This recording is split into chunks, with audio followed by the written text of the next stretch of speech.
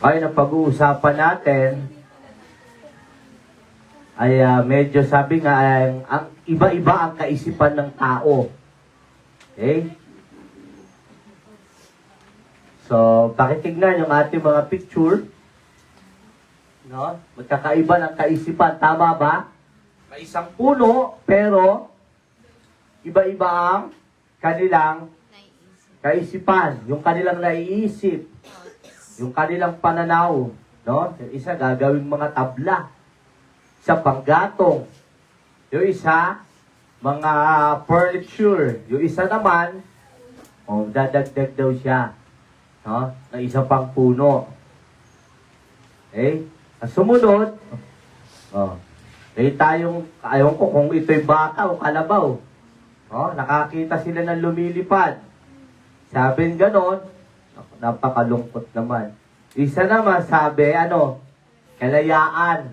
Magkakaiba talaga kahit parehas silang Diba? Ito naman, dalawang preso. No?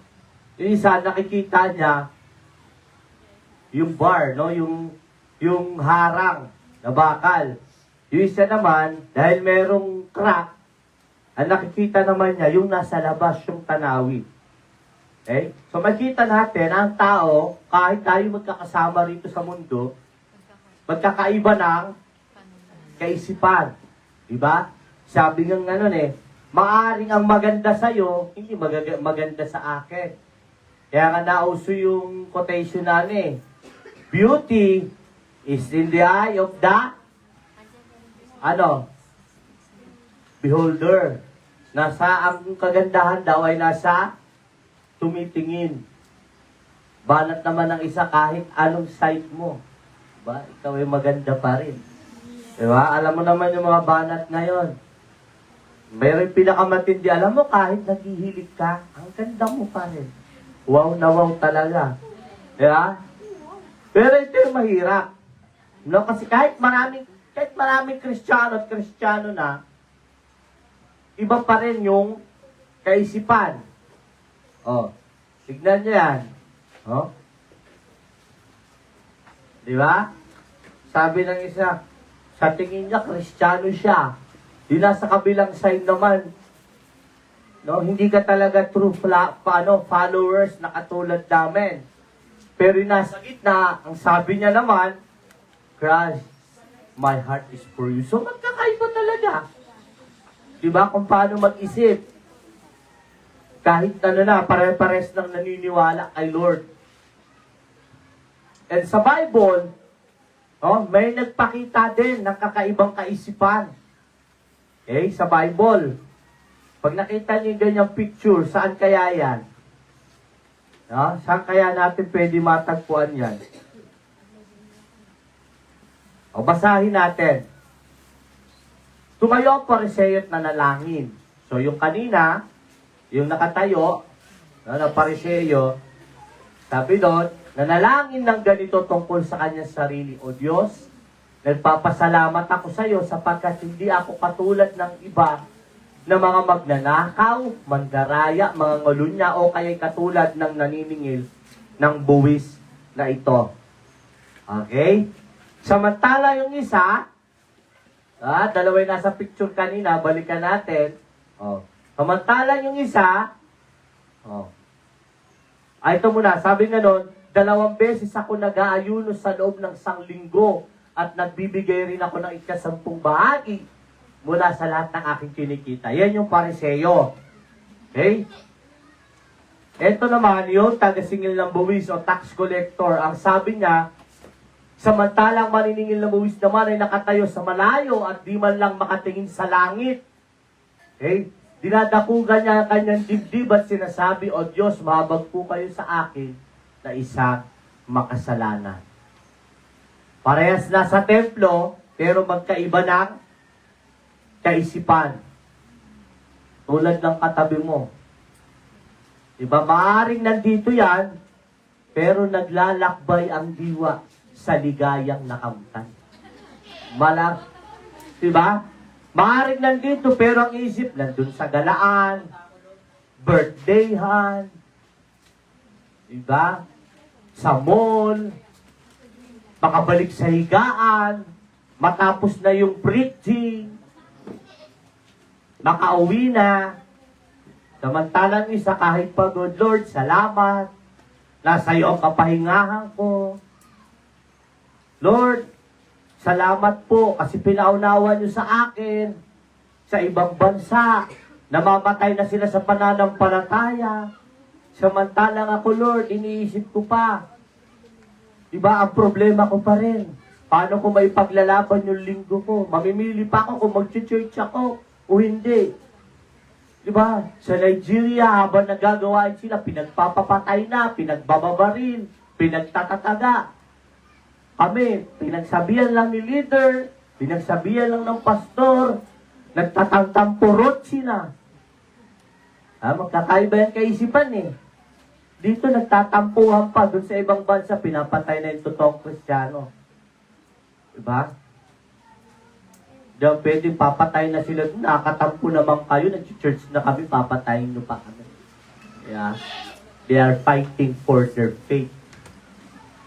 So, magkakaiba ng kaisipan. At nakikita natin na kahit Kristiyano na, ganun pa rin mag-isip. Sa tingin mo, yung katabi mo, magkares kayo ng kaisipan yan. Sa tansya mo lang. Sa tantiameter mo. Ha? Ay, totoo, sa loob ng church. Pero ito lang yan, ha? Ngayon kasi, ilan lang pa lang tayo. Nakokontrol pa. So, minsan, parang noon, kahit hindi pa pagmitingan, okay lang.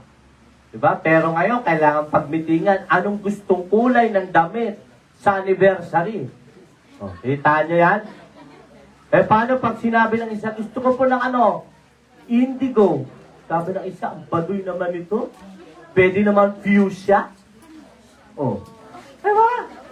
Kaya nagkakaroon na tayo ng pagmimit, kaya na ng pagpili, binibigyan na ng Kasi nga, iba-ibang kaisipan eh. Tama? So, pag-uusapan natin ngayon, ang title niya, ang title ng pag-uusapan natin ay basahin po muna natin yung ating verse.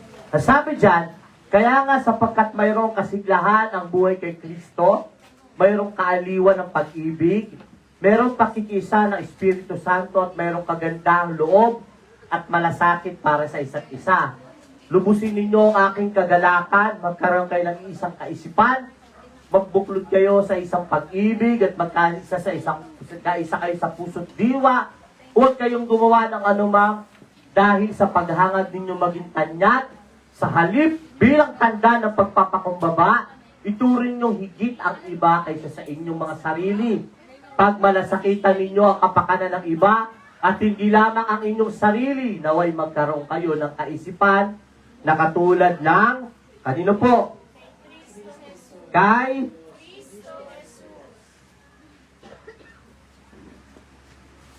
katulad ng kaisipan ng ating Panginoong Jesus. Okay? So, yan po yung ating text for today at yan po ang pag-uusapan natin ngayon. At ang title po natin, pakibasa. What mindset should I have? Do you have one? Or should we all have one? Ang ibig pong sabihin, anong kaisipan ang dapat meron ako? Meron ka at meron tayong lahat. Anong kaisipan? Kasi kung pag-uusapan natin, yung kanya-kanya nating kaisipan, hindi tayo magkakasundo. At sinin mo yung dalawang kaibigan mo, tinanong mo, lalo sa mga babae, ano bang bagay sa akin? Kulot? Straight? O maiksi? Sabi ng isa, bagay sa yung kulot. Oo, para kang yung, dati si Marimar, yan. Diba, nung nagkulot yung Marimar dati, naalala ko nun si sabi na, kaya gusto ko, sabi sa mga kapatid, kaya gusto ko mga kulot buhok niyo, ba? Para kayong Marimar. Sabi naman ng mga kapatid ko lalaki, yan yung mga marimar na may kuto. Marimar. Yung isa naman straight. Grabe. Pag ganyan straight, grabe, pwede ng model na shampoo. Sabi naman ng isa, nung naisip niya, pero pwede din sa'yo yung maikli.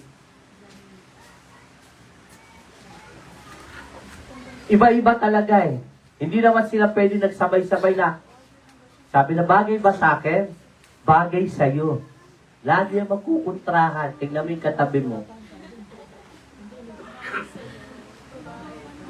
Di ba? Tama, mali. Pero sa mag-asawa, di ba? Pag sinabi ng babae, gusto ko ganitong pintura, kahit parang mabubulag ka na, maganda. Maliwanag. Di ba? Narinig niya yung ano? Diba? Pag di-design, bigay mo na sa kanila lahat yan. Sila na yan. Anong kulay? Kung gusto niya ang CR ninyo, ano pa yan? Nagkukulay green, sige, yun ang gusto niya eh. Diba? Pero pagdating sa pinag-uusapan natin ngayon, ang sabi dyan, kaisipan na meron ako, meron ka, meron tayong lahat. Kasi hindi lang pinag-uusapan dito sa buhay pananampalataya yung kulay, diba? Anong style.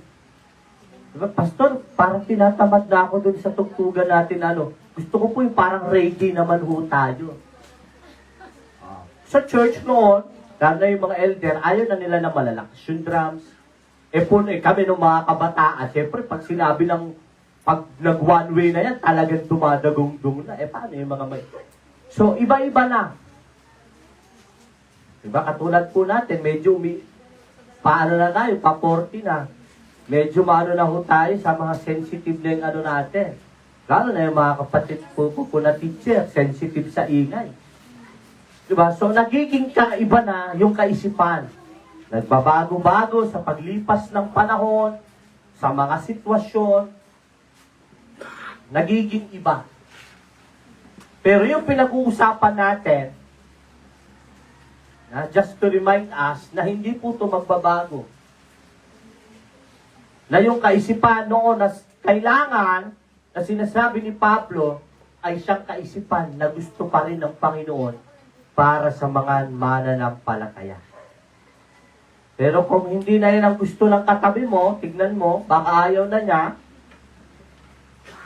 yung kaisipan na katulad kay Kristo, mahirap yan. Sapagkat sa loob ng church, kapag ang kaisipan natin ay hindi ang kaisipan ni Kristo, kung ikaw ay mananampalataya, pero ang kaisipan mo, ayaw mo ng kaisipan na katulad kay Kristo, mahirapan tayo. Kahit anong disiplina sa'yo, kahit anong pagpapaalaala, pagre-remind, pero dahil hindi ang kaisipan ni Kristo, ang gusto mo, at ayaw mo, mahihirapan. So, sa paglipas ng panahon bilang mananampalataya, hindi pa man tayo sabing ganap, pero unti-unti, ninanasa natin yung katulad ng kaisipan ni Kristo. Sino rito yung na-born again, lalong sumama ang kaisipan? Nung pagpapasok sa church, titignan yung kapatid ko talaga, ay, ganyan talaga yan. Diba, alam niyo yung parang nagkakaroon ka ng mga bilog, tapos bigla magkakaroon ng text. Ako, nandito na naman tong kapatid ko na to. Itong plastic. Tapos magkakaroon naman siya. Ito na naman to si Ito yung laging hirap sa buhay. May bilog na naman. Ito naman si Palahingi. Diba? Ikaw yung kapatid na maraming kaisipan, pero ni minsan hindi nagnasa na magkaroon ng kaisipan ng Panginoon.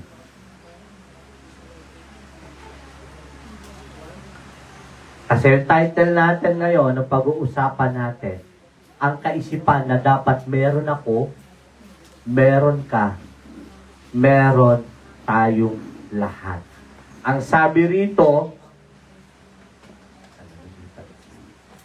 ang sabi dyan, naway magkaroon kayo ng kaisipan No, kukunin natin yung verse 5, na katulad ng kay Kristo Jesus.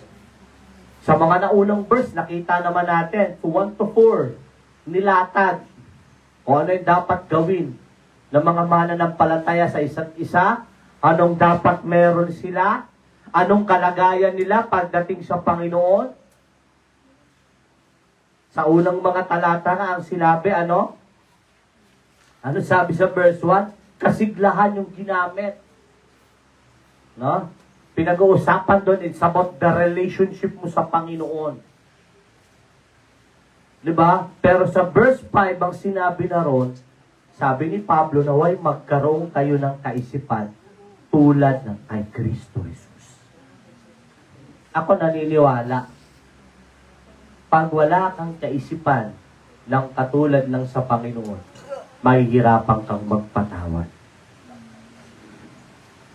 Hindi ka makakapagpatawad. Kaya ka ngayon nakakapagpatawad talaga ng madali, lalo na sa mga nakapanakit sa'yo, kasi alam mong pinatawad ka ng Panginoon.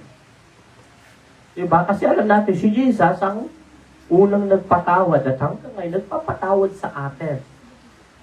Diba? Pero yung kaisipan na, ang bihira, kahit dalhin ko na to hanggang sa hukay. O bakit hindi pa ngayon? Diba? Yung mga, dalhin ko to hanggang sa hukay, hindi kita mapapatawad. Umpisahan mo na para matagal-tagal ka sa hukay. Diba? Para maano mo, damang-dama mo yung gusto mo. Diba? Para yung kaisipan mo, talagang totoo.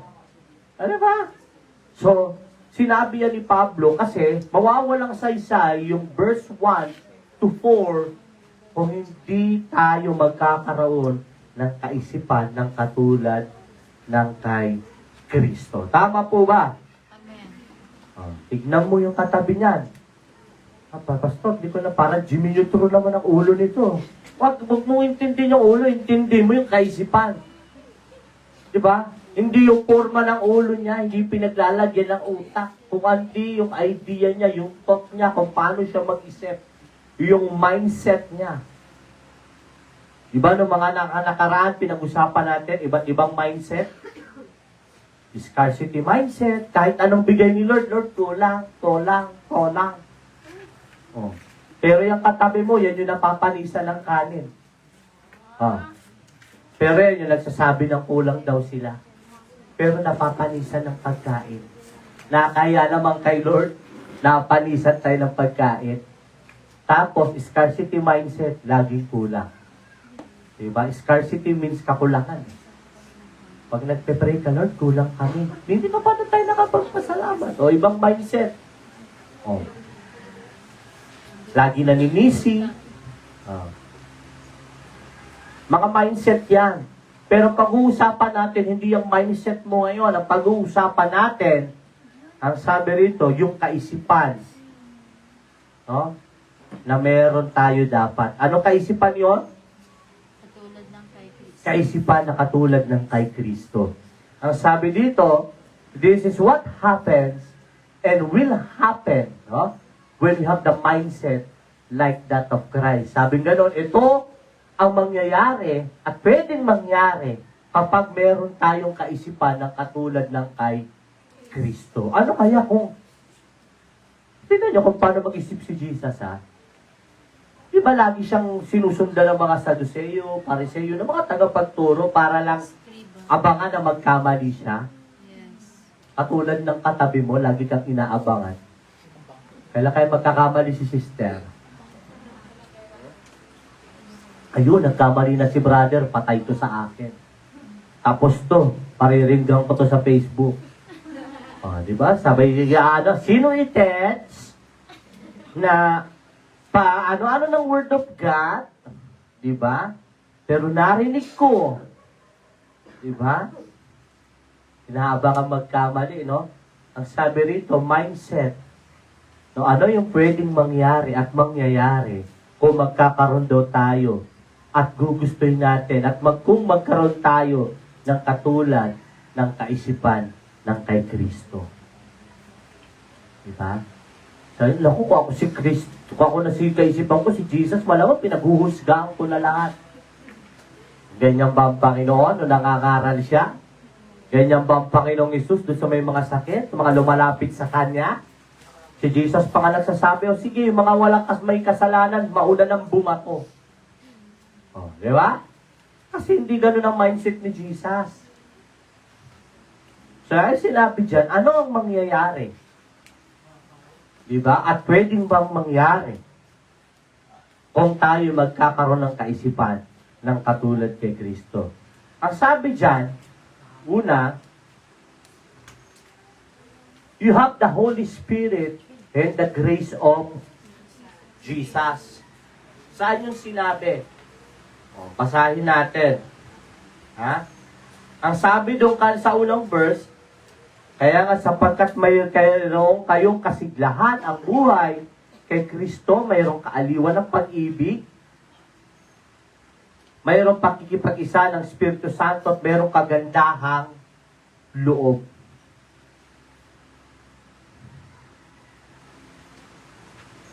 Sino na rito yung na-born again? Tapos sinabi niya, ay, wala sa akin ang Holy Spirit.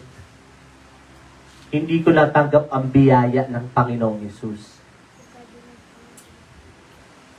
Sino na nagkaroon ng ganyang kaisipan?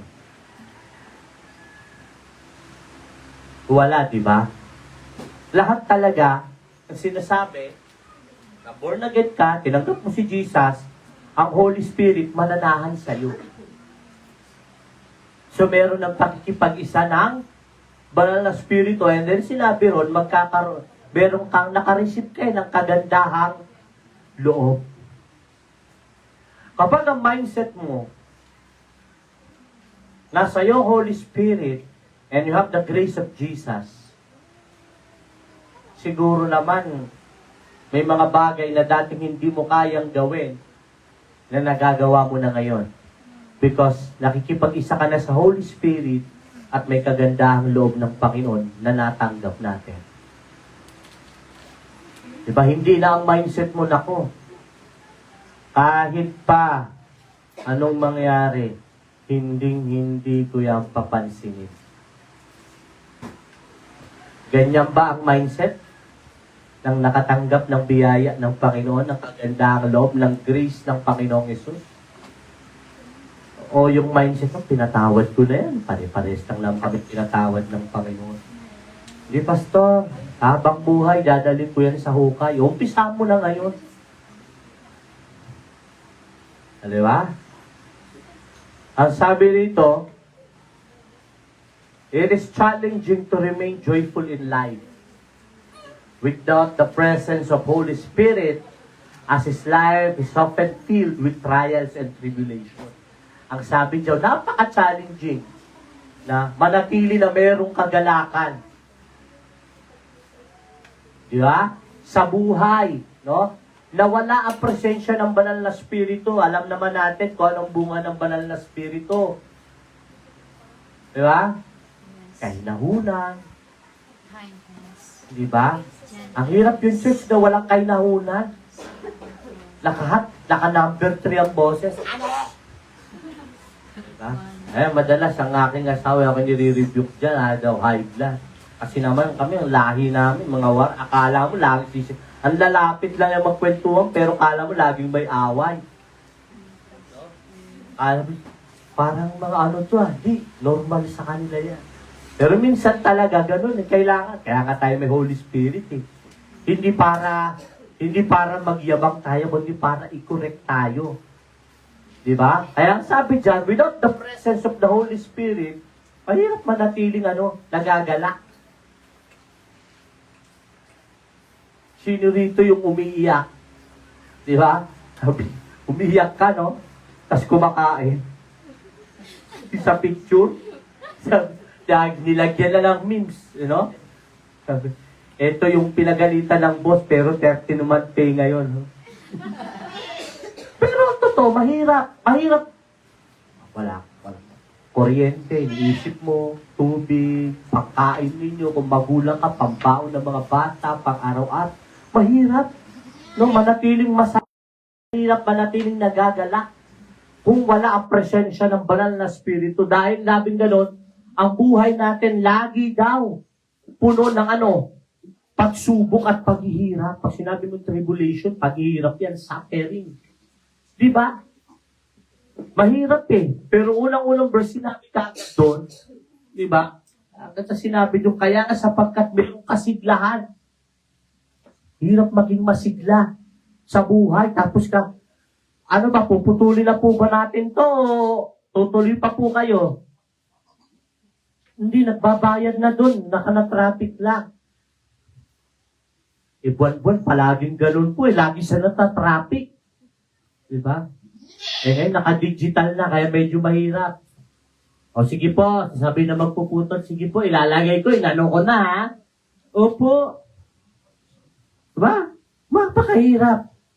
Kung ikaw ay nanay, biglang kakalabit sa'yo yung anak mo. Ela? Ang bira, diba? Totoo. Yeah. Kahit hindi sa atin kung bibilak sa tindahan ay bili yung babae kasama yung anak niya, ang bibili lang talaga bigas. Bigas lang talaga. Yung anak, gami. Yung gami bear pala. Diba? Diba nanay ka, gusto mo bigay sa anak mo, kaya lang yun lang kaya Dumarating sa ganung pagkakataon. Mga pagsubok, ang hirap, may paghihirap pa. Yung kasama ko dati sa trabaho na, kung may kilala naman siguro kay Lord, pero kilala lang. Pero ngayon, grabe pa, Panginoon, Diyos ko po, tulungan niyo po. Anak niya, nausugod sa ospital, dalaga na, pero na-dengue talaga. Anak niya, isa, pas, pa sila, may sunod-sunod, talagang, grabe, niya sa Panginoon. Di ba? Nakikita natin. Yung trials and suffering, yung tribulation, mahirap talaga. Challenging na wala tayong kasiglahan, wala tayong kagalakan. Di ba? Kasiglahan, kagalakan. Kaya sinabi rito ni Paul, yung pakikipag-isa sa Holy Spirit, napakahalaga na. Dalawang bagay lang naman para mawala ang Kristiyano sa loob ng church. Nahihirapan o nasasarapan sa buhay. Nahihirapan na, diba, hindi na dedepende sa Panginoon. Magsasarili na ng desisyon. Nasasarapan, maraming blessing Kahit linggo-linggo sa SM, kaya. Dalawa lang naman. Napaka-challenging. Pero, kung ang kaisipan natin ay yung kaisipan ni Kristo, anong sabi ng Panginoong Hesus? Ay maghalala. Sabi niya sa John, na pagtagumpayan ko na ang mundo. Huwag na mag-alala ang puso niyo na pagtagumpayan ko na. Kung hindi sinabi ni Paul, nakakulong siya, hindi na sinabi yung Filipos chapter 4 verse 4, magalak kayo lagi. Huli kong sasabihin, magalak kayo. Diba? Wala magre-remind sa atin. Kaya nga minsan, na totoo lang, diba? Alam mo naman sa sarili mo, talagang dumarating sa pagkakataon. Kailangan mong mamili. Unahin ang gawain ng Panginoon o ang pangangailangan ng pamilya. Pero kahit kailan hindi nagkamali ang salita ng Panginoon nang sinabi niya, diba? Matthew chapter 6 verse 33, seek ye first the kingdom of God and His righteousness, and all these things shall be added unto you. Unahin mo ang kaharian at ang kalwalhatian. It refers to the relationship with God. No, yung relationship mo kay Jesus. And all these things shall be added unto you. Ano ba yung mga pangangailangan sa buhay? Tumutukoy na to sa physical, di ba? Na mga pangangailangan natin. Kaya kung mamimili ka, huwag dun sa, kakailangan. Doon ka sa salita ng Panginoon. Ang mindset, ang kaisipan mo na, dahil nasa iyo ng Holy Spirit, Lord, ano bang sabi sa salita? Dati, nung wala ka pang kaisipan, na katulad ng kay Kristo, kung ano-anong pinanghahawakan natin sa buhay. Pag nahihirapan tayo, mga magulang, pinangawakan, anak, mag-engineer ka. Ikaw mag-aaon sa buhay. Alam niyo yung masakit? First year college pa lang, naligaw ng landas. Babae, di ba? Ngayon na yung magulang. Kasi yun ang mindset eh. Anak, ikaw ang pag-asa ng pamilya para umahon tayo sa buhay. Sinabi ba yun sa Bible? Mga magulang, tandaan ninyo, puhunan ninyo ang iyong anak. Kailangan silang maging ganito. Tiyak, yayamang kayo. Wala sinabi sa Bible. Ang sinabi sa Bible, mga anak, mahalin ninyo ang inyong mga magulang. Igalang ninyo ang inyong mga magulang dahil yan ang utos na merong pangako. Basahin ninyong mabuti. Mga magulang, pagdating naman sa Efeso, huwag kayong maging dahilan para magrebelde ang inyong mga anak. Kaya ang mga magulang, ang kaisipan natin, darating din ang araw, magiging magulang. Ba? Sinasabi, at namulat ako na sinabi, na hindi ang mga anak ang pag-asa para umangat sa buhay. Tanggalin niyo ang kaisipan na yan. Sa hirap ng buhay, tinitingnan mo, anak, pag nagpresidente ka, pagbihira.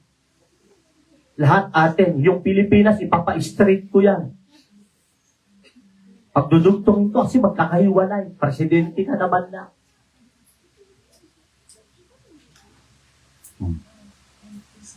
Magulang, ang pag-asa natin ng Panginoon. Yan ang mindset. Hindi ang mindset, mga anak. Hirap tayo sa buhay. Kayo magdadala sa atin sa kaginawaan. Hindi si Jesus. Ang ituro natin sa mga anak natin, anak, lagi nasa puso mo ang Panginoon ko. Anong utos na yun ang sundin mo? Yung mga pangaral ko, sundan mo lang. Kasi yan din naman ang utos sa akin ng Panginoon, ang alagaan ka, gabayan ka dito sa lupa. Pero anak, hindi ikaw ang pag-asa natin sa pamilya. Ang Panginoon ang pag-asa natin. Kung nakakapag-aral ka, praise God. Kasi ginagamit ako ng Panginoon bilang magulang mo. Diba? Kaya walang sumbatan. Magulang din mo siya, pinaaral kita. Sabi ng anak, trabaho ko lang, magulang kita. Hindi yan ang mindset. Anong mindset? Anak, diba? Naano nga ako nung may kakilala ko na yung anak niya ay sabi na pariwara. Nag-aaral ng college na buntis. Yan. Tinanggap ulit ng magulang. Kasi ang mindset ng magulang, sabi niya, may responsibilidad kami sa kanya. No? At yan ay responsibilidad na binigay sa amin ng Panginoon. So, hindi pa naman siya nag-aasawa. Nagkaroon lang din siya ng anak, pero anak ko pa rin siya. So, ako kukumpum sa kanya. Yun ang sinabi ng magulang. Pero kung wala yung pagkakilala sa Panginoon, bias ka. Ha? Ayaw na kitang makita rin. Yan ang mga mindset, di ba?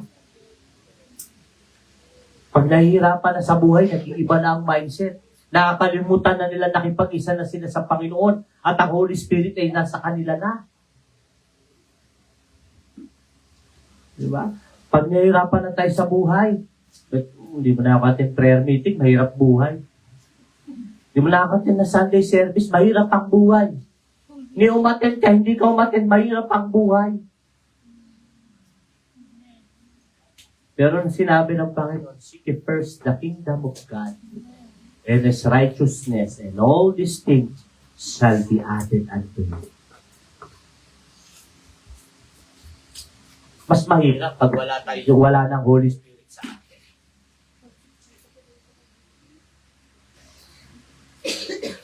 Tignan nyo yung mindset ni David.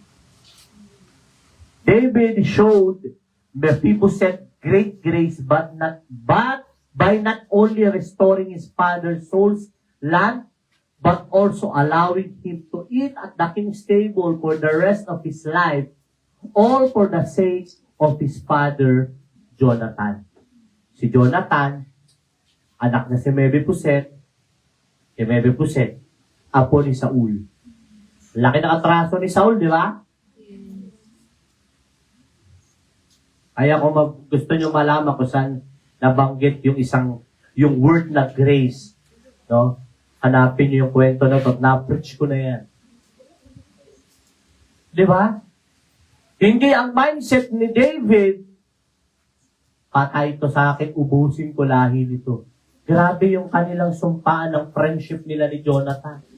At ang mindset niya, hindi gumante. Kundi ang mindset niya, mapabuti. Yung natitirang angkan ni Saul. Kaya nagpakita siya ng great, no? Dakilang kagandahang loob. Hindi lang niya binigyan ng sariling lupain, pinatuloy niya na, doon niya nakasama saan? Sa kaharian, doon sa palasyo.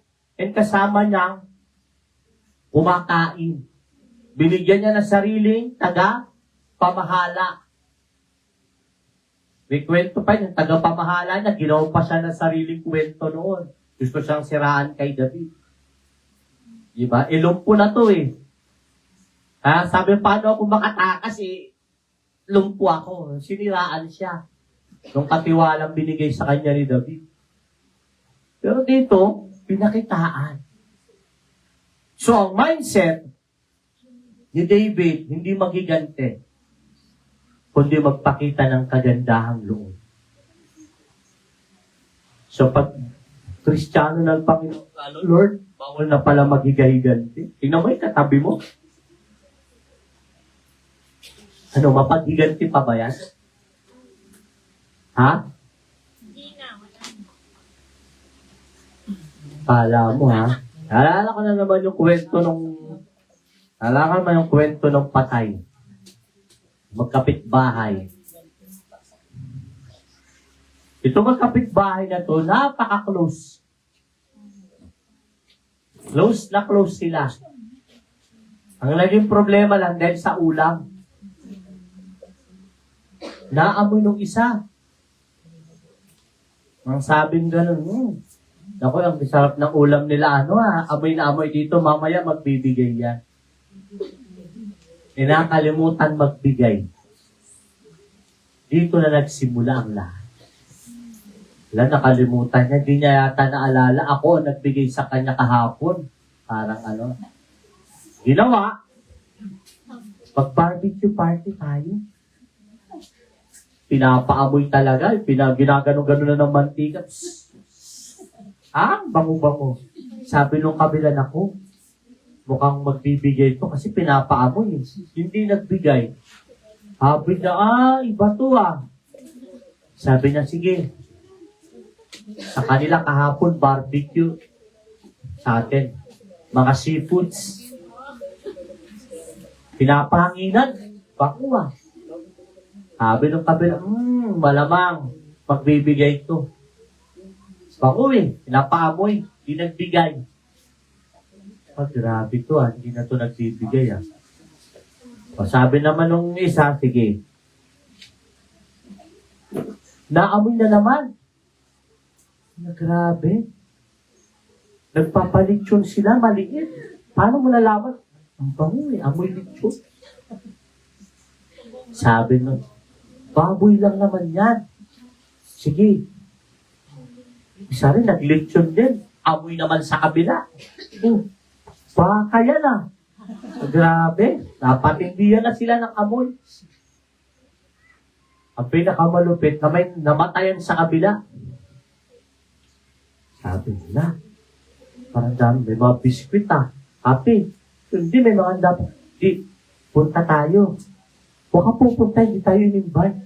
Sabi ng asawa, patay yan kailangan invite pa rin tayo kahit patay. Hindi sila in-invite sa patay. Sabi nila, mamamatayan dito. Baka invite. Namatayan yung kabila. Sabi gano'n. Baka invite. Ano ba nakikita? May mga juice. May mga juice Tsaka nagpasopas. Invite tayo yan, invite. Close ko yung namatay Hala, patapos na yung mga araw, di pa tayo ni-invite. So, grabe. Grabe naman sila. Namatayan na sila, hindi pa sila hindi man lang tayo na-invite. Sabi nung babae, nung isa kabilang tayo rin, namatayan, hindi natin sila na-invite. Ilang patay pa kaya? para maimbitahan tayo sa kanila. No? Nakakaano yung kwento, no? Payabangan lang sa pagkain, hanggang sa kamatayan. Pero sa totoong buhay, maraming gano'n.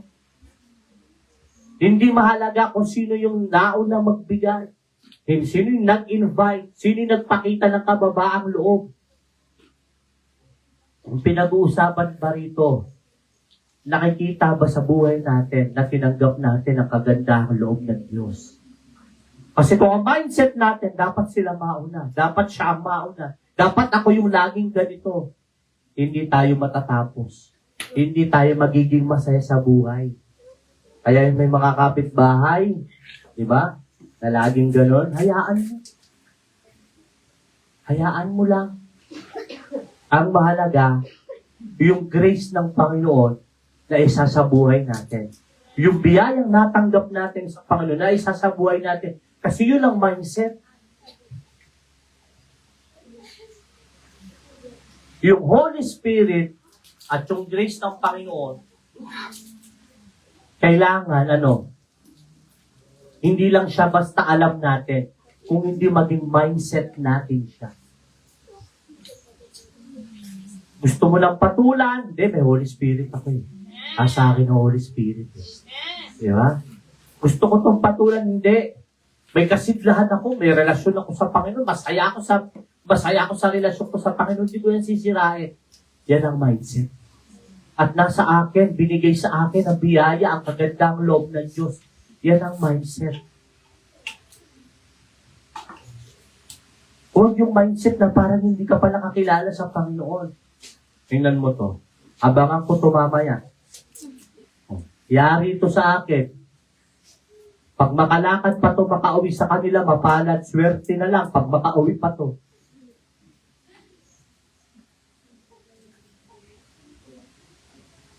Nasa iyo na ang Holy Spirit.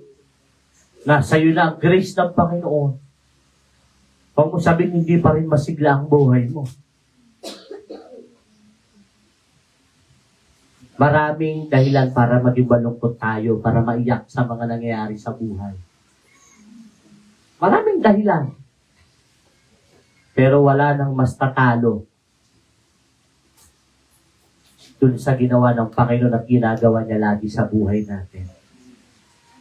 Kaya kapag ang mindset mo, lagi akong loser, lagi akong talunan sa buhay, lagi akong kawawa, lagi akong api, tinamit katabi mo habang sinasabi, ako yung parang laging napapag-iwanan, walang lipas na ang buhay ko. Parang wala sa yung Holy Spirit, parang hindi ka nakatanggap ng kagandahang loob ng Lord, parang hindi masigla, nakarelasyon mo ang Panginoon. Pag patuloy mo yung mindset na yan, nakaka-bless yan. Sabi mo sa nakaka-bless ka, sister, grabe ang mindset mo. Next na pagsimba, huwag ka tumabi sa akin, ha? Sobra ako nabibless sa'yo. Yan ba yung gusto mong kasama sa buhay? Yung ganyang kapatid sa di ba ayaw natin? Papasok kasi sa church dito. Para kang plastic na ginano, no?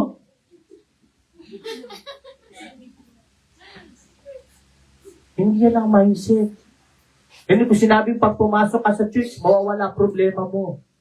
Pero isang sigurado, pag kinakatagpo mo ang Panginoon, sa personal devotion mo, sa bahay sambahan, diba, nandiyan ang Holy Spirit na umaaliw, nagre-remind sa'yo. Diba? Hindi ganyan ang mindset na nakatanggap ng kagandahan ng Lord. Ha? Kagandahan loob ng Panginoon. Gumingiti yan sa gitna ng problema, may kasiglahan sa relasyon niya sa Panginoon. Hindi yung kinakatak mo sa wala. Paano maniniwala sa mga kapitbahay nang tinatok ka lang para ka magwawala? Hindi ka naman tinutok ka. Tinatanong ka lang, ano ba? Sisilipin lang naman yung bahay mo. Ganda ng kulay ng bahay mo, ha? Diba? Minsan tayo, nagiging bugnuti na tayo. Tinanong yung katabi mo. Tinanong ka lang. Diba? Sabi nga ganun eh. Malalaman mo daw yung mga tumatanda na, ayaw na ng tinatanong na 3 beses, high blood na. Pero sa totoo lang, talaga, ang mindset natin, dapat maisip mo, may Holy Spirit sa'yo. Dapat maisip mo, may grace ka na tinanggap sa Panginoon. Kaya magbabago ang mindset mo kung paano mo tignan ang mga buhay-buhay. Pag Kristiyano na wala nang word na inggitin. Bakit ka bumili na? Ingit ako eh. Hindi na ganyan. Dapat na-inspire, na-motivate, hindi na-ingit. Naasar ako kasi siya, merong ganun ako, hindi. Hindi yan mindset ng Panginoon na gusto niya sa atin. Pero pangalawa, unity for God's pleasure. Ang sabi dito, nagkaisa silang gumawa ng maraming tisa at lutuin ito ng mabuti para tumibay ang tisa. Ang ginagamit nilang bato at alkitran ng kanilang semento. Ang sabi nila, halika't magtayo tayo ng isang lungsod na may toring abot sa langit upang maging tanyag tayo at huwag nang magwatak-watak sa daigdig. So yan yung, tori ni Babel. Ang sabi, unity for God's pleasure, pagkakaisa, para sa kagalakan, kasiyahan. So sa ikakatuwa ng Panginoon, sa pleasure ng Lord, Pastor, ano po ba ang simple pag sinabing pleasure? Bigyan ko kayo example. Yung rep mo, pagbukas mo, dahil mahilig ka sa ice cream, pagbukas mo ng rep, pambihira. Yung pinaka na doon na brand na makikita mo, yung, Dairy Ice, ano pa isa? Alice. Magnolia Gold Lane. Diba? Isipin mo lang, pagbukas mo lang rep, yung isang scoop, no? Yung kwento ng amo namin, yung isang scoop, nung umunta sila sa ibang bansa. Isang scoop, 5,000, 2013 pa yun. Oh. Sino na rito nakakain ng ice cream na isang scoop, 5,000 na? Pero pagbukas mo ng rep, naandoon. Oh. Tapos nagtaka ka. Sino ba naglagay nito? Sino ba nagbigay? Nung sinabi na nagbigay, para sa'yo yan. Binigay ko. Ano sabi mo naman niya? Grabe naman, ang saya-saya ko. Anong sagot? It's my pleasure. Masaya ako, kagustuhan ko, kagalakan ko na mapakain ka ng iba't ibang ice cream. Kaya ang sabi dito, unity for God's pleasure, pagkakaisa para sa pleasure ng Panginoon. Bakit natin pinag-uusapan yan? Yung pleasure. Sinabi rin kanina, magkaisa sa diwa, magkaisa sa puso. Pero alam nyo ba, sabing ganon, kung meron man isang lugar na kung saan maraming hindi nagkakaisa, huwag na tayo lumayo sa church. Tignan mo iba ang mindset. Nasa loob ng church, pero ang pleasure, hindi nila mabigay sa Panginoon sa pamamagitan ng pagkakaisa. Kaya yung tori ni Babel, winasak yan kasi hindi naman pleasure ng Panginoon iisip nila Iniisip nila maging tanyag. Bakit ba tayo magkakaisa sa loob ng church? Bakit ba kailangan magkaisa ng mananampalataya? Bakit sinabi ron, ang dami, di ba? Magmalasakit para sa isa't isa, di ba? Magbuklod kayo sa isang pag-ibig, di ba? Sa isang puso't diwa. Bakit kailangan magkaisa? Kasi na iba-iba ang kaisipan. Kaya sinabi na lang, sige, hindi na yung gusto mo, hindi na yung gusto ko, yung pleasure na lang ng Lord. Doon tayo magkaisa. Ano ba yung gusto ng Lord? Ano ba yung nakakatuwa sa harapan ng Panginoon? Ano ba yung nakakaganak sa Panginoon? Ano ba yung maganda sa kanyang paningin? Hindi tayo nagkakaisa dito sa church, hindi para kay pastor, kay leader, kay sister, kay brother, nagkakaisa tayo dito para sa kalwalhatian ng Panginoon, sa pleasure ng Lord. Diba? Yun ang gusto ng Lord, magkaisa. Kaya nga gusto niya maging pamilya Diba? Kaya kapag tinanggap ko si Jesus, nagiging anak ka kasi gusto na magiging ano niya. Diba? Magkakaroon ng pagkakaisa. Oh, marami tayong mananampalataya pero nagiging isa tayo pag sinabing kay Jesus, followers yan. Oh, kay Jesus ka, hindi mo pwede. Kay Jesus ako pero ako, followers ako ni ganito. Ay, hindi. Oh, tinanggap ko si Jesus, so anak ako ni ano? Nakanikibuloy. Oh, anak ka ni Lord, anak ka ng Diyos Ama. Diba? For God's pleasure, yung unity, hindi para kung kanino. Hindi kayo nagkakaisa. Nagkakaisa tayo para pagtulungan natin yan, si brother, si sister. Hindi. Kaya ang mindset, hindi nagkakaisa para pagtulungan yung katabi. Oh. Alam mo yan? Naano nga ako dyan eh. Palagay-lagay ng hikaw. Ang pangit naman kasi peke yung kanyang hikaw. Napansin mo rin? Oo. Alam mo, nainis nga ako dyan eh. May pabango ako, ginaya yung pabango ko. Pares na tuloy kami ng hindi na malaman ni sister kung sino talaga yung mabango. Kasi pares na kami mabango. Oh. May mindset pa ano? Ang hikayat. Yellow ka, yellow. Yellow tayo sa damit. Yellow, yellow, yellow. Talunin natin yung si Purple, si Pusa, si Indigo.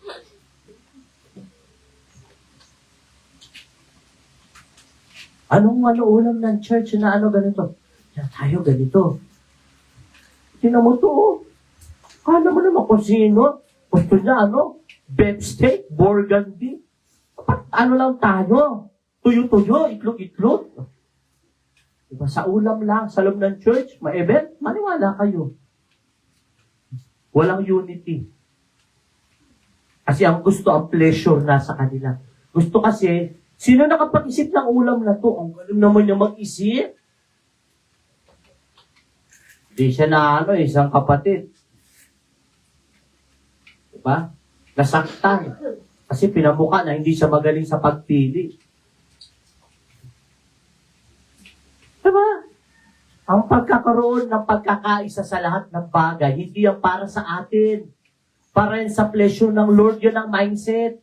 Matuwa ang Lord, magalak sa atin. Kasi pag nagkakaisa tayo sa tama, natutuwa ang Lord.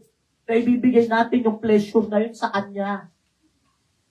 Hindi yung okay tayo, di ba? Ako tama, ganda, di ba? Maganda yung suot. Di ba? Ang itim-itim ng kapatid mo kay Lord, pinag-apple green mo. Tuwang-tuwa ka.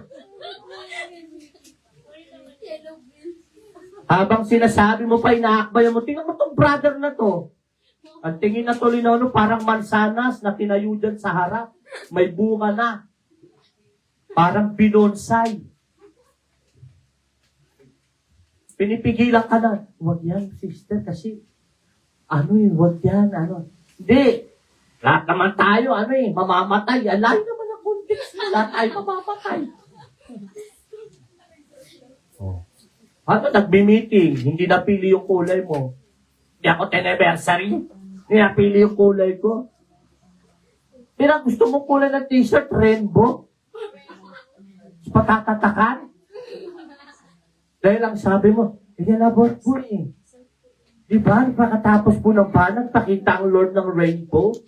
Ginamit ko pa yung Bible verse. Pero totoo, doon ka ba talaga na-inspired?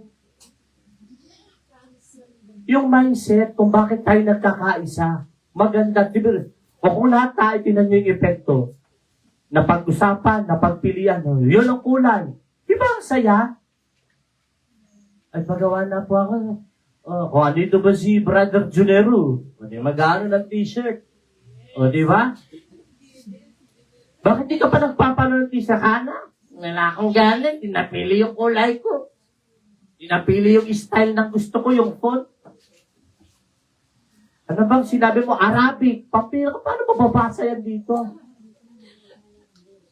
Ay, gusto ko nga yung Korean eh.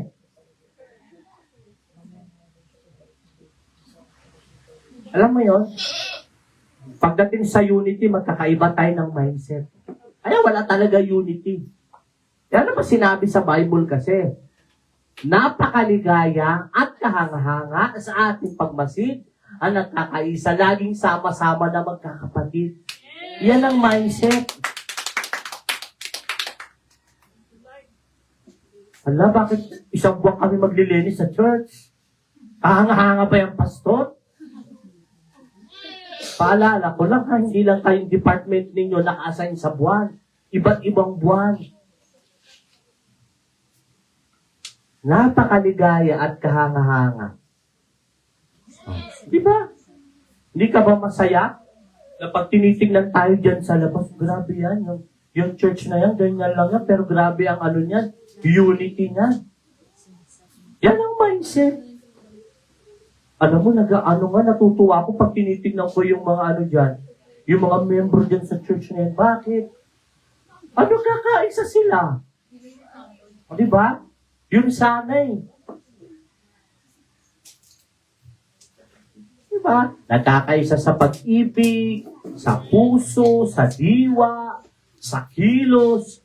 Hindi nag-a-anniversary yung church. Ikaw, nandun ka sa likod. Bakit ka nakaganyan ng mukha mo? Hindi napili yung gusto kong style. Bakit yung napili? Sinakayo na lang pastor na mataba. Yun eh. Suggest ako ng suggest. O ba? Hindi na napili yung gusto mo eh. Pinagbutuhan.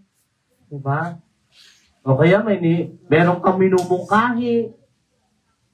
Hindi naman pinag-pray. Hindi naman yun ang ano ng Lord. O. Tapos bigla ka na sabi, bakit kay Lord na tayo nakadepende? Wow.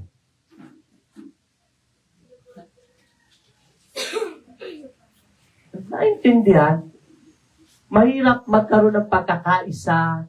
Mahirap magkaroon ng, alam mo yon, nasasabi mo, kaya minsan, alam niyo yung parang pag high school, sabi ng elementary, sabi ng classmate elementary, Amanti, sabihin mo ha, ano mo ko, inonominate mo ko, ano, muse. Siyempre tayo nung bata, ang sabi ko, yung mukha mo, hindi yan pang muse. Sinabi ko talaga. Naiyak eh. Naiyak. Siyempre, kahit pa naman ako laking church eh, hindi talagang, siyempre sa physical tayo, talagang maganda. Siyempre, maganda nun sa akin, yung crush ko. Ay, katabi ko, di ba, uso no, tabi-tabi. Mati ha, sabi mo, I know, in no minute, sabi mo pangalan ko. Sabi ko, hindi ka maganda. Sa loob ng church, isang pinipilit natin, ito magandang kulay. Hindi, para sa kanya, hindi. Ano dapat? Magkaroon ka ng mindset na katulad sa Panginoon. Kung ano yung napag-usapan doon at maganda, ipag-pray mo na. Ay, ito yung napag-usapan. Ito yung pinag-pray. Ito yung kinasiya ng banal na spirito. Ito yung susundin. Hindi habang ongoing yung event, laging samaan ng loob. May practice daw kayo, awit. Ayaw ko yan. Nung awit-awit na yan. Ang sabi ko, gusto ko reggae kami. Mga nanay kayo. Talaga. Kung ma-imagine, nagre-reggae sila. Napaka-buti ko. Ganun-ganun yung mga nanay. Wala namang problema. Kaya nang hindi napili yung gusto mo reggae. Habang nag-reggae sila, ikaw nagbabalad ka rito, balidir ka. Baladir ka. Habang kumakanta sila dito ng, gaya ng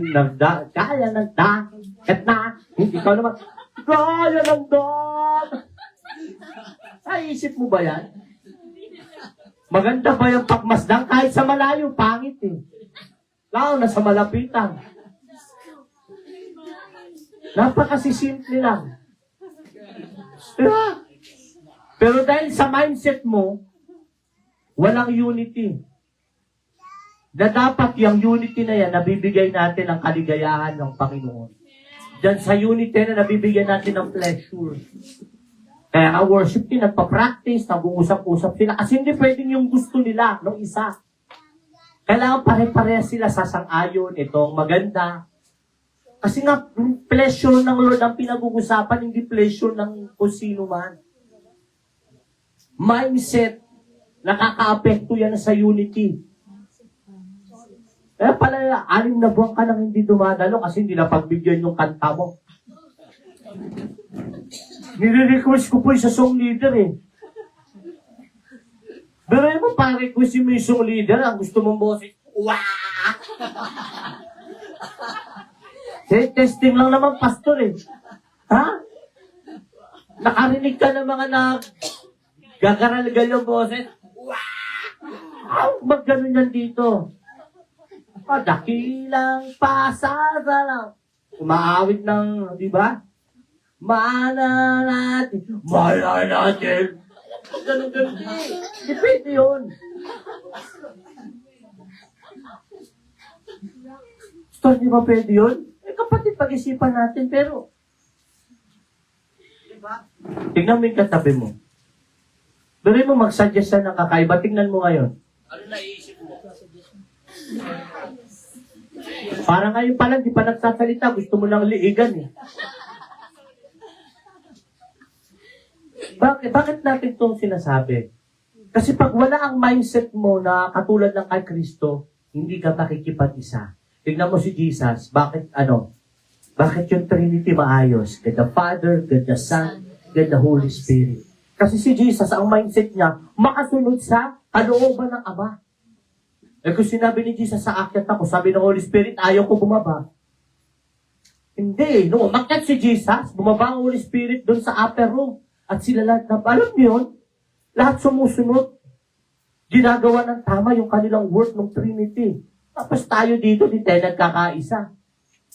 Yung mga makapangyarihan nga, nagkaisa. Samantalang tayo, ayaw natin. Tampuhin ka. Hindi na gusto. Basta gusto ko po sa Thanksgiving natin, tayo, nakaganito tayo, napang-santa-santa tayo, ha. Uwi ka sa inyo, doon ka. Dinamay mo pa kami. Gusto mo pa magalit si Jesus sa atin. Gusto mo magalit ng Panginoon. Pastor, kita kasi yung dulo-dulo, yung ilaw-ilaw. Kasi bigla kang, kung magkaroon tayo dito ng elder, bigla kang sinita. Pinag-isip-isip mo na ganyan. Kung gano'n ng elder. Hindi yan magandang isip mo na yan. Para lang sa, maganda tayo tignan dahil may ilaw-ilaw kahit na hindi nakakalugod kay Lord.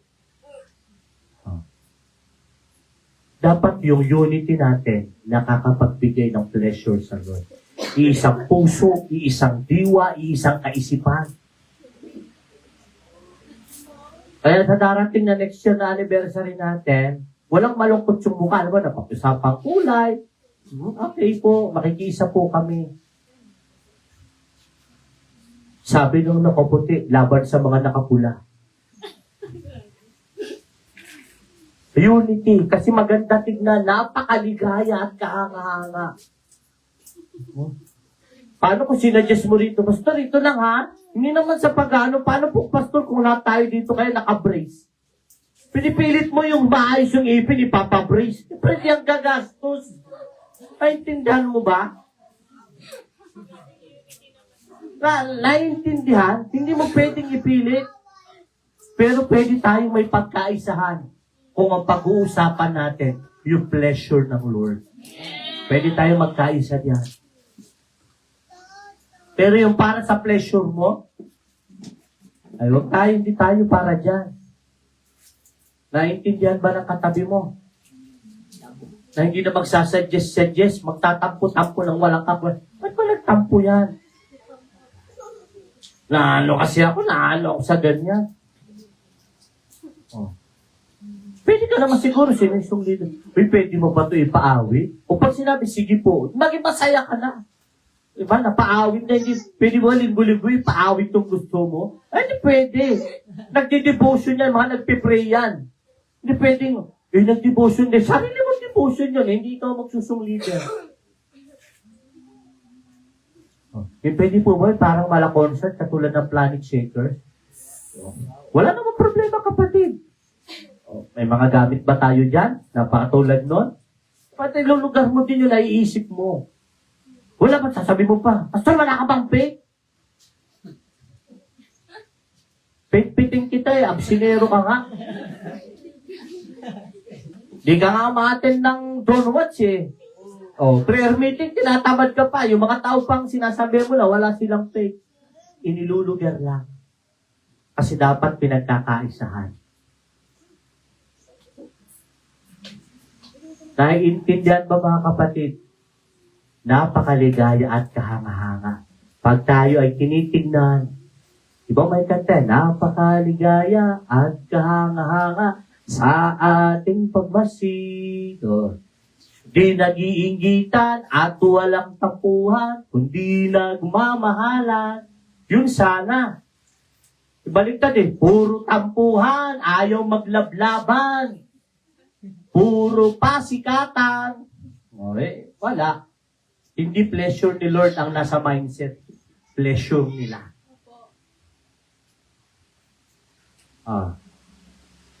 Naiintindihan po ba mga kapatid? Parang ayaw na. Pastor, grabe ka naman, pakalanan mo na lang kaya ako. Lahat tayo yan. Pakibasa. Compassion, not attention. Sabi mo sa katabi mo. Compassion, not attention. Sa mga huling verse, ang sabi kasi doon, pag malasakitan ninyo ang kapakanan ng iba, hindi lamang ang inyong sarili. Ang mindset ba ni Jesus makasarili? Sinabi, pagalingin mo ko, Jesus. 150 ka dyan. Ano ba si Jesus? Panginoon, nahawakan ko po ilaylayan ng damit ko. Kanaramdaman ko, 500 yan.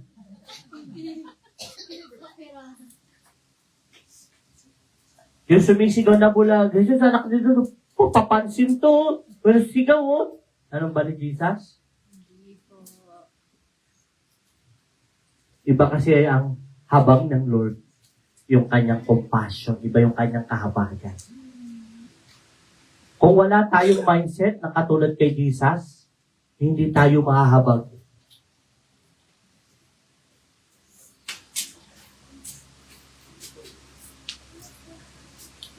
Kaya yung kahabagan, hindi yan likas sa tao. Ang kahabagan, binigay ng Lord sa atin. Amen. Nahahabag ka. Yung iba kasi nahahabag dahil para lang masabi na nahahabag. Pero iba pag ang kahabagan mo galing sa Panginoon. Kasi totoo. Yun ang mindset. Hindi yung katulad ng mga nahabag ako. Picture taking. Binibigyan ko itong bigas. Bili. Hindi yung kahabagan. Pang-photo ops lang yun. Politiko, yung si pinaliliguan pa yung matanda sa labas. Pakitang tao. Kumain sa takot ng kaldero. Hindi, ang Lord, hindi natin maluloko yan. Alam niya kung sino talaga ang nahahaba. Ang sabi dyan, compassion, not attention. Ang sabi dyan, you don't need much to be compassionate. What you need is truly be compassionate. Hindi mo kailangan ng marami para mahabag, para maging mahabagin. Ang kailangan mo lang, totoong nahabag ka. Ay, hindi ako nahabag. Wala ako ibibigay dyan eh. Konti lang yung meron. Ang kahabagan, hindi pinag-usapan yung marami.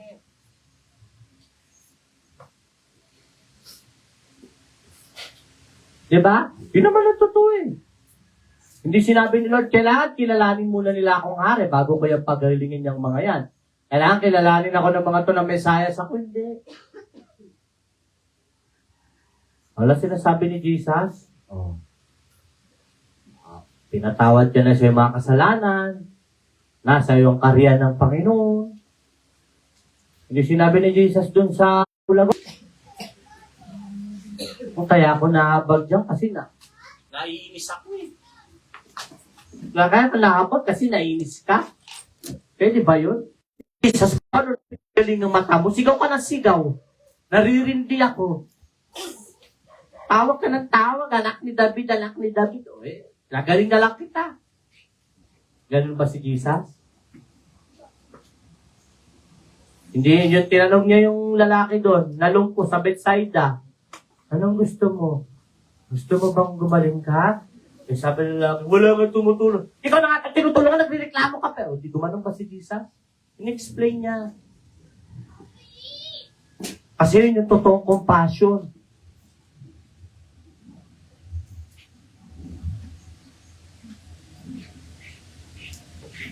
You will never run out because God is compassion. Amen. Ay, lagi na lang ako nahabag dito, mauubusan ako. Hindi ka mauubusan. Kasi lagi nahabag ang Diyos sa iyo. Yun ang sasabi mo, nagbigay ako ganito lang, wala na, ubos na. Yun ang sasabi na, ayun naman, ako na nga palagi di. Hindi yan ang mindset ni Jesus. Hindi sinabi ni Jesus, mauubos nyo power ko.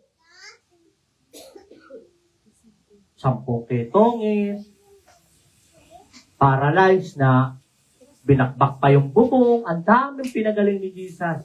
Mga pinakain. Sabi nila, ang dami nito, pauwin na lang natin kasi pag dito ito'y nabutan, di natin kaya pakainin. Kukulangin pa yung sahod ng buong taon. Sabi ni Jesus, hindi. Oh, si Jesus dyan na lang. Oh, kaya minsan, huwag nyo na pauwin paglinggo. May birthdayhan. Dito na lang. Grabe si Lord, no? O, dito kakain. Diba? Yung pagiging mahabagin ng Lord, hindi yan nauubos. Kaya kahit kailan, hindi ka mauubusan. Kaya mo sasabihin, nakapagbigay ka ng 1 kilo mo, wala na kami, wala na. Kutom na kami 1 kilo lang. Pero kung ang mindset natin, ay katulad ng mindset ng Lord, hindi tayo maubusan. Kasi laging mahabagi ng Panginoon. Diba? Kaya magiging ano natin, magiging mapagmalasakit. Mindset ng Lord yan. Kaya kapag ganyan ang mindset mo, hindi ka pagkukulangin ng Panginoon. Sino rito yung nagmamalasakit tapos ginawang kawawa ng Panginoon? O, taas nga yung kamay. Ako kakawawa. O, wala naman.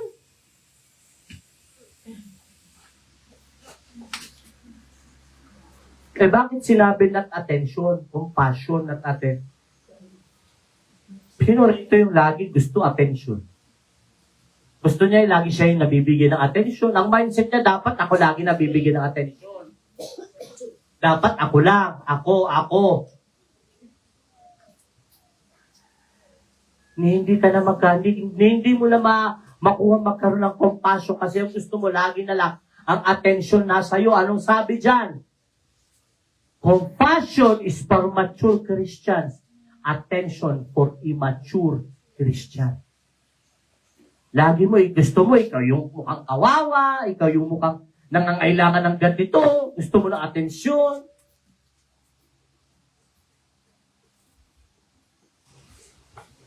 Ayaw mo na mahabag sa iba. Ang gusto mo laging ikaw. Yan pa ang mindset. Nung napako ba si Jesus, sinabi niya, kahabagan niyo ako, napako ako para sa inyo. Diba? Hindi si Jesus papansin. Hindi naman yung katabi mo kung papansin niya.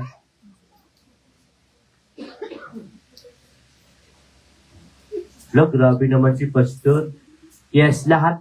Tatanungin ko kayo. Kailangan ba ang isang Kristiyano may ugaling papansin? Tapatan po tayo. Mahalaga ka sa Diyos. Kaysa sa mga ibon, sinabi na ng Lord. Eh bakit nag-uugali tayo? Ang gusto nating karakter, ang gusto nating gawing behavior, kailangan attention seeker tayo.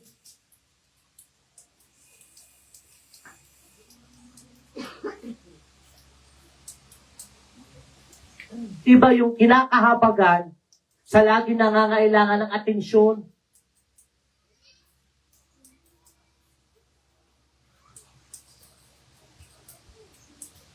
Pero tingin mo ang mindset mo, dapat lagi na ako, binibigyan ako ng atensyon.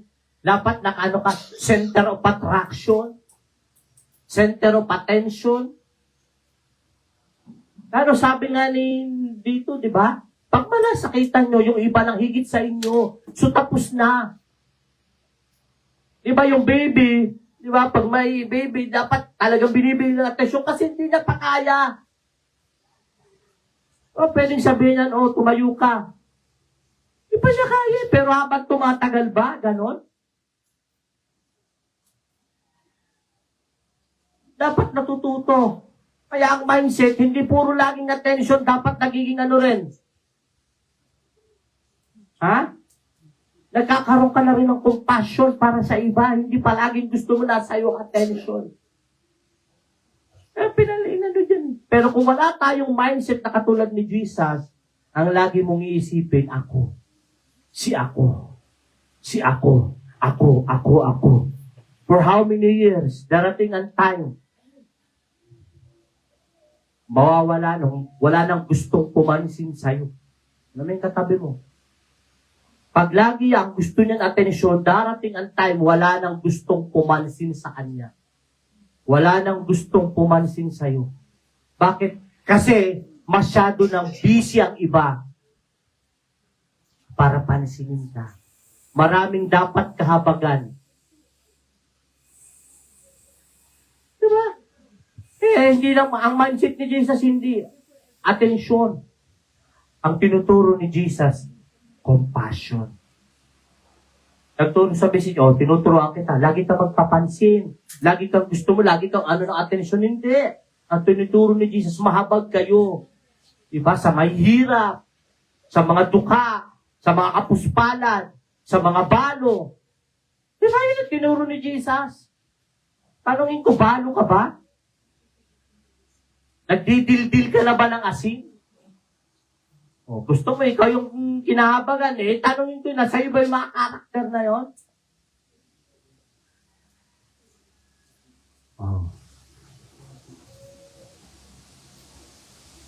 Sabi, ano na pala ako? Grabe naman si pastor, papansin na pala ako. Magiging papansin ka lang.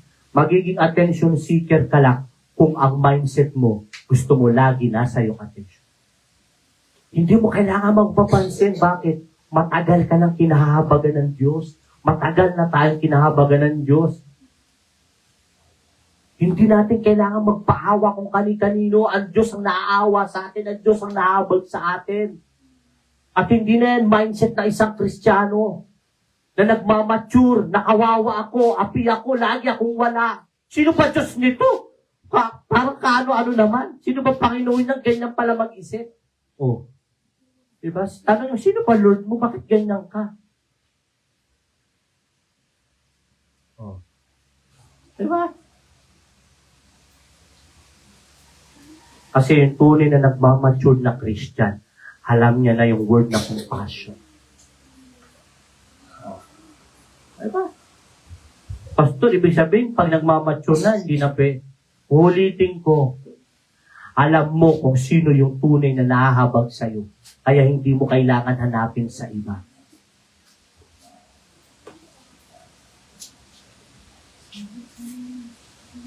Pag-ibig na naman hindi nagmamaliw. Ang awa na walang kapantay. Diba yun ang sinasabi? Saan? Sa Lamentation, chapter 3, verse 23.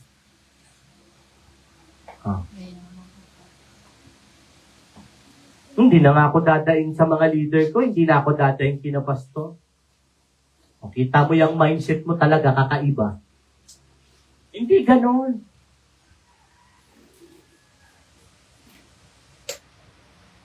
Ikaw ba yung Kristiyano na for how many years ang mindset mo dapat lagi akong dinadalaw? Hindi mo sabihin, pastor, masama ng dalawin. Hindi masamang dalawin. 20 years na, ganun pa rin ang mindset mo. Pag tinanong ka, ikaw ba nakadalaw na? Sa mga dapat talagang dinadalaw. So, pastor, bawal na humingi ng tulong? Hindi. Ikaw ba nakapagpaabot na ng tulong nung panahon na may kakayanan ka na? Mahirap tumulong pag ang lagi mong iniisip, ikaw ang dapat laging tulungan. Sa lahat ng aspeto. Kapatid, ang totoong Kristiyano, may compassion heart na yan. May compassion mindset na yan. Hindi na yan, ay, ako unahin. Ako una.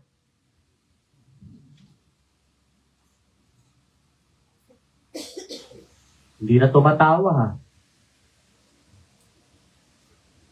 Kasi totoo. Yung mga nagma-mature Christian, iintindihin yan. Kakainin yan. Hindi nila yan iluluwa. Sino yung gusto mag-mature? Amen! Parang habag-habag na. Ganun eh. Gusto mag-mature, yun ang totoo. Hindi palaging atensyon. Dahil kahit kailan hindi ang Lord umalis ng tingin sa atin, bakit mo sasabihin hindi ka binibigyan ng atensyon ng Lord? Buhay ka, nakakakain ka, may merienda ka pa ka, may midnight snack ka. Kasi kapatid, meron ang kailangan makakahabagan. Meron ang kailangan mabigyan ng tulong. Meron ang kailangan mabigyan ng ganito. At dapat mong maunawaan na hindi lahat ng pagkakataon at lahat na darating na panahon sa iyo lang. Kailangan mag-mature ka rin.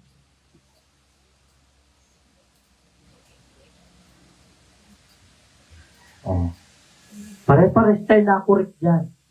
Gusto mo ba lagi kang lagi nasa iyo attention? Ayaw mo ba na ikaw naman yung ibang magparamdam ng compassion para dun sa ibang tao? Naiintindihan ba? Huwag ganyan ang mindset. Baguhin. Sabihin mo sa katabi mo, baguhin natin yan. It is more than enough ang compassion ng Panginoon para sa iyo, para sa akin, para sa ating lahat, para maghingi ka ng attention. At thank God, na lagi, ang Panginoon ay nahahabag sa bawat isa sa atin. Pero huwag naman natin ugaliin na dapat lagi nasa atin ang atensyon. Hindi yan nakakamature. Yung ganyang attitude, yung ganyang mindset. Siyempre, kanina, tawa-tawa. Ngayon naman, seryoso tayo, di ba? Yung kain-kain tayo na matigas. Huwag mong hahanapin ang awa sa iba dahil ang unang-unang nahabag sa atin ang Panginoon. Na hindi natin kailangan magpapansin. At kapag nahabag ang Diyos, nagdadala siya ng tao. Tumutugon siya. Ganun ang Panginoon. Naintindihan? Alam ng Panginoon kung kailan kakahabagan at kung kailan tayo tuturuan. Lord, mahabag po kami. Sabi nung hindi nag-church na. Lord, mahabag po kayo. Sabi nung mga hindi nagba-Bible reading. Lord, mahabag po kayo. Sabi ng mga hindi nagpe-pray. Nahabag ang Lord. Pero sana maisip natin na yung kahabagan ng Lord para doon lang sa gusto niyang kahabagan. Desisyon ng Panginoon yun. Pero grabe yung grace ng Lord eh. Amen. Di ba?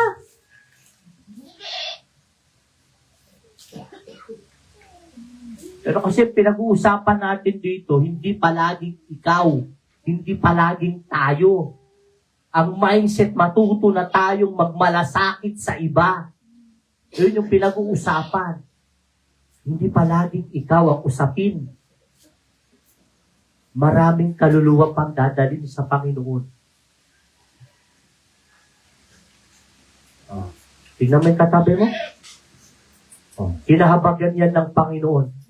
Pare-pares lang tayong kinakahabagan ng Panginoon. Gusto mo mag-mature? Pagkaroon ka ng compassion. Pero kung ang gusto mo atensyon, maging immature ka na lang habang buhay.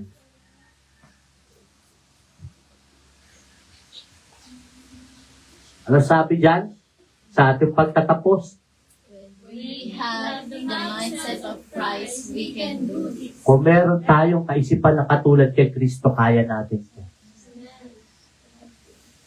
Magagawa natin. Diba? Hindi madalian, hindi biglaan, pero hindi sinabing hindi kaya. Kaya. Kaya nga sinabi.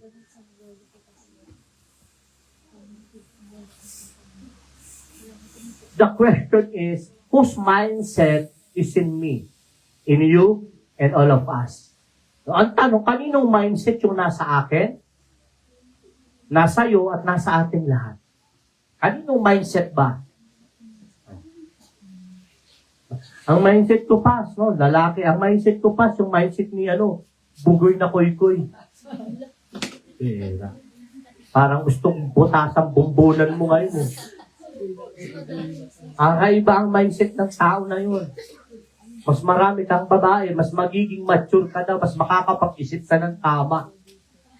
Yung isa pa nga lang, di ka na makapag-isip eh. Kung marami pa. Isa pa lang. Di ba? Ito madami. Oh. Di ba? Anong mindset yan? Mindset ba yan ng born again, ng Christian, yung ganyan?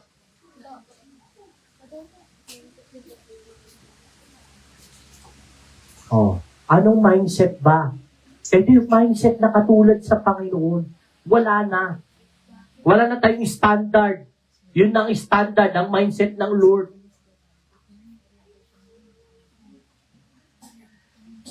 Because if we do not have the mindset of Jesus, we will not able to do the things He did. Kasi kung hindi at wala tayong katulad ng kaisipan ni Kristo, hindi natin magagawa kung ano yung nagawa niya. Pansinin mo, bakit mo nagagawa yung mga nagagawa ngayon ng Panginoon? Nahabag ka, nakikipag-isa ka. Bakit? Kasi ang mindset ni Jesus. Oh. Bilang pastor, sinabi ni pastor, ganito eh. May magsasabi, bakit ka nakikinig? Si pastor natin yun. Oh. Minsan, mayroon tayong program galing sa tala. Oh.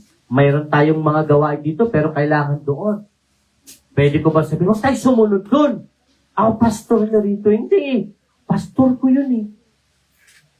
Yun yung pinakamataas sa atin eh. Naiintindihan? Si Jesus din niya sinabi, bakit? Parit lang naman kami ng Diyos Ama. Oh. Hindi natin magagawa yung mga ganito.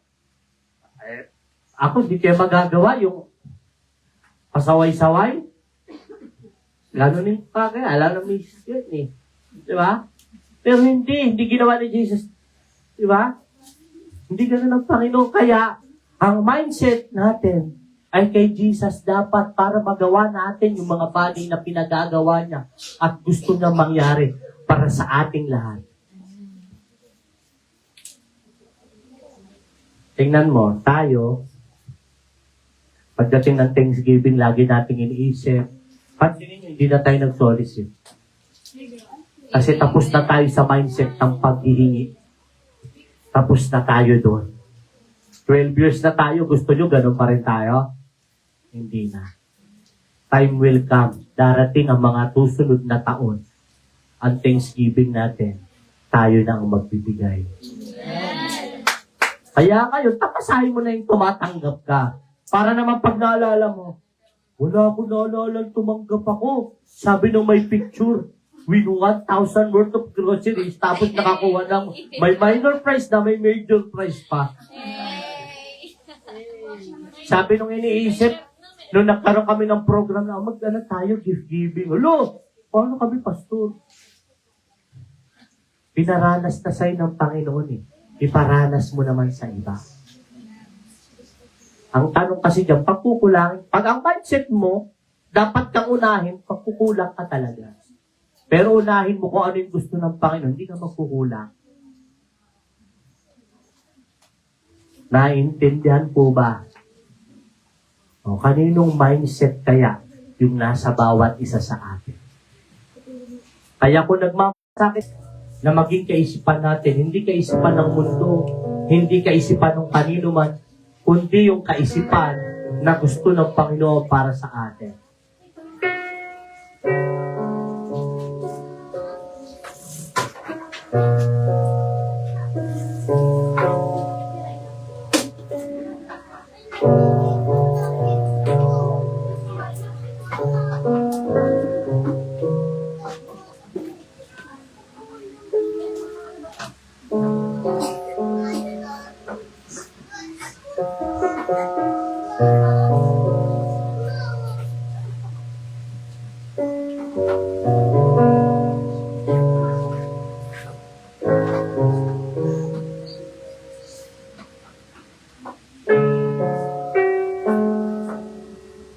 Lord, bigyan mo kami ng kaisipan na hindi nakasentro sa amin. Isang kaisipan, Panginoon, na sa iyo na nakasentro.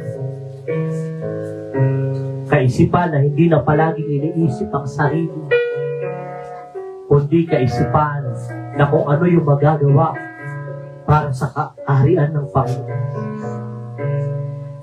Lord, tapusin niyo po yung mga kaisipan namin na dapat nasa amin lagi ang atensyon. Kundi kaisipan, Panginoon, na matuto na kami, Panginoon, na mahabag sa mga tao. Sa iba, Panginoon. Kaisipan, Panginoon, na kung saan may pagkakaisa, O God, para sa iyong kapurihan, sa iyong kaluwalhatian, at hindi kung para kanino man, Panginoon. For your pleasure, O God. Lord, na ma-realize namin na kailangan namin magkaroon ng ganitong mindset kasi ang Holy Spirit at yung grace ay nasa amin, Panginoon. Kailangan mabago na yung kaisipan namin, Panginoon. Na lagi kailangan nasa isip namin na kami ang mauna. Na kami ang kailangan unahin, hindi na yung Panginoon. Sapagkat sa totoo, hindi mo kami hinuhuli, O God. At hindi namin kailangan ng atensyon ng ibang tao, O God. Dahil kahit kailan hindi nawawala ang paningin mo sa amin. Lord, ang hinihiling namin, mabago yung aming kaisipan para magkaroon kami ng pagkakaisa sa puso't isip, sa diwa, sa salita at sa gawa, Panginoon. Lord, ako na yung mananampalataya sa loob ng church. At na merong kaisipan mo, Panginoon. Kaya marunong na ako, Panginoon, ano yung tamang unity. Ano yung tamang pakikipag-isa. Ang kaisipan ko, Panginoon, na hindi na tulad ng dati na dapat ako, ang atensyon ay nasa akin. Lord, baguhin mo yun. Kasi marami ng kaluluwa, Panginoon, ang dapat pakainin.